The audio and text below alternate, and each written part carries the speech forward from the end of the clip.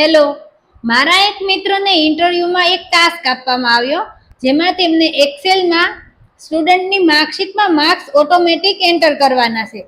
તો શું એ મેન્યુઅલી એક સબ્જેક્ટના માર્ક્સ એડ કરશે? એમાં તો એમને બહુ ટાઈમ લાગશે. તો ચાલો આજે ઓટોમેટિક આખી માર્કશીટમાં માર્ક્સ કેવી રીતે એડ કરી શકાય એ શીખીશું. પણ એની પહેલા વિડીયો સેવ કરી લેજો અને તમારા મિત્રો સાથે શેર કરી દેજો.